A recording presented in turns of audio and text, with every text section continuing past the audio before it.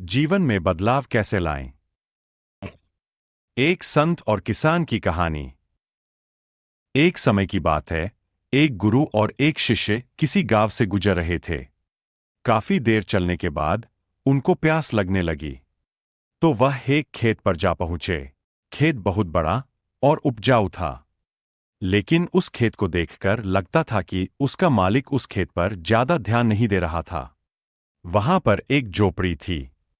उन दोनों ने झोपड़ी के दरवाजे को खटखटाया, तो अंदर से एक आदमी निकला और साथ उसकी पत्नी और बच्चे बाहर निकले। सभी ने फटे पुराने कपड़े पहने हुए थे।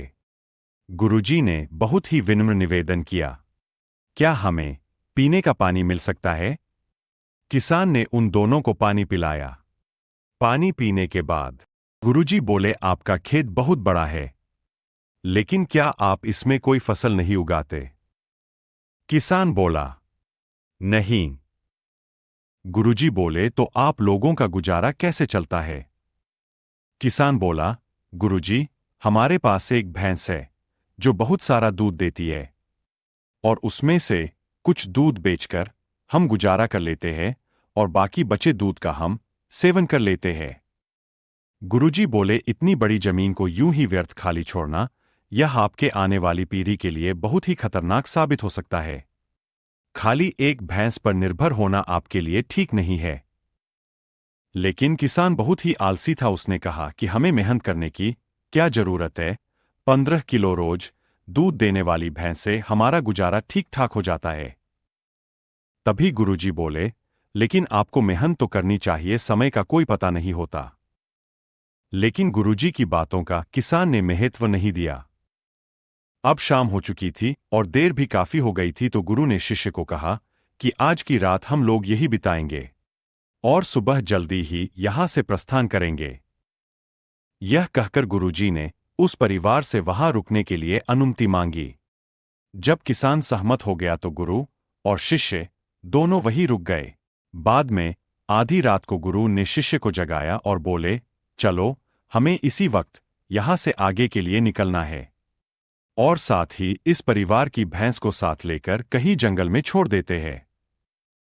शिष्य को अपने गुरु की बात सुनकर आश्चर्य हुआ। गुरु ने उसको सही मार्ग पर चलना सिखाया था। आज वही गुरु किसी के साथ बुरा करने को बोल रहे हैं। लेकिन क्या करें, उसे गुरु की बात को तो मानना ही था। फिर वह दोनों उस किसान की भैंस को लेकर जंगल की ओर चलने लगे और भैंस को काफी दूर लेकर जंगल में ऐसी जगह छोड़ दिया जहां से उस भैंस का वापस आना नामुमकिन था। इस घटना के बाद शिष्य का मन बेचैन सा रहने लगा। लगभग 6 से 7 वर्ष बाद वह शिष्य एक बड़ा गुरु बन गया था, लेकिन उसके मन में उस दिन गुरुजी के द्वारा की गई गलती अभी भी याद थी। तो उसने सोचा, क्यों ना उस किसान से मिला जाए, अब तक तो वह बर्बाद हो चुका होगा। उसकी आर्थिक मदद करके उस दिन गुरुजी के द्वारा की गई गलती को सुधारा जा सके।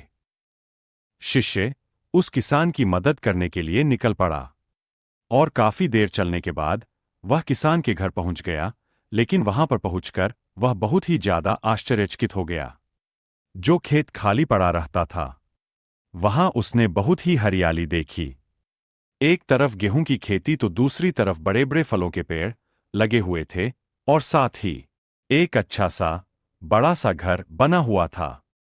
यह सब देखकर शिष्य ने सोचा कि लगता है वह किसान और उसका परिवार उस भैंस के चले जाने के बाद सब कुछ बेचकर चले गए होंगे। तभी यह सब सोचकर वह शिष्य वहां से वापस जाने लगा, लेकिन अचानक उसने उस किसान को देखा जिसके घर में वह और गुरु रात को रुके थे। तभी शिष्य ने उस किसान से पूछा, अब आपका जीवन कैसा चल रहा है और अब आप क्या काम कर रहे हैं? क्या आपने मुझे पहचाना? कई साल पहले एक रात को मैं और मेरे गुरुजी आपके घर रुके थे।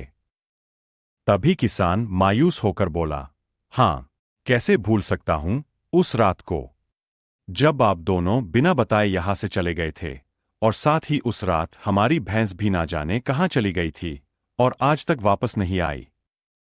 काफी दिनों तक हम इसी बात को लेकर परेशान रहे कि अब घर का गुजारा कैसे चलेगा, और कई साल खाली बैठकर एक भैंस पर निर्भर रहकर हम सब बहुत ही ज्यादा आलसी हो गए थे। लेकिन तभी मुझे तुम्हारे गुरुजी की बात याद आई। उन्होंने भी यही कहा था कि एक भैंस पर निर्भर रहना आपके लिए आने वाले समय पर भारी पड़ सकता है। लेकिन उस समय मैंने उनकी एक ना सुनी। लेकिन भैंस के जाने के बाद फिर मैं जंगल से लकड़ियां काटकर बाजार में बेचना शुरू किया और धीरे धीरे पैसे बचाकर उन पैसों को अपने खेतों में लगाने लगा। फिर धीरे धीरे फलों के पेड़ लगाना शुरू किया। ऐसे करते करते आज मैं गांव का बड़ा व्यापारी बन गया और मेरा जीवन बदल गया। आपके गुरुजी ने मुझे सही कहा था। अगर उस दिन मेरी भैंस नहीं गई होती तो शायद यह सब कुछ आज मेरे साथ नहीं होता और मेरा जीवन भी इतना ना बदलता। यह सब सुनकर शिष्य बोला, लेकिन यह सब तो आप पहले भी कर सकते थे। किसान ने कहा, बिल्कुल कर सकता था, लेकिन उस समय मेरा काम बिना मेहनत के चल रहा था और मुझे कभी लगा भी नहीं कि मैं यह काम करने में भी सक्षम हूं। इसलिए मैंने कभी कुछ अलग करने की कोशिश भी नहीं की। लेकिन जब मेरे पास कोई और चारा नहीं था तो मुझे लगा कि मुझे कोई और दूसरा काम शुरू करना चाहिए जिससे कि मैं अपने परिवार का अच्छे से पालन पोषण करूं। तब मैंने अपने मन में ठान लिया कि अब तो कुछ करना ही है और जो भी करूंगा पूरी मेहनत से करूंगा और पूरी ईमानदारी से करूंगा। इसी तरह आज मैं सफलता के इस मुकाम पर पहुंचा। दोस्तों, कहीं आपकी जिंदगी में इस भैंस की तरह कोई रुकावट तो नहीं है जो आपको एक अच्छी जिंदगी जीने से रोक रही है? अगर आपको ऐसा लगता है तो आगे बढ़ने की हिम्मत करिए और कुछ अलग करके दुनिया को दिखाइए, क्योंकि हुनर हर किसी इंसान में होता है। बस जरूरत है तो उस हुनर को बाहर निकालने की, उसे पहचानने की। उम्मीद करते हैं आपको हमारी मोटिवेशनल स्टोरी, एक संत और किसान की कहानी, पसंद आई होगी।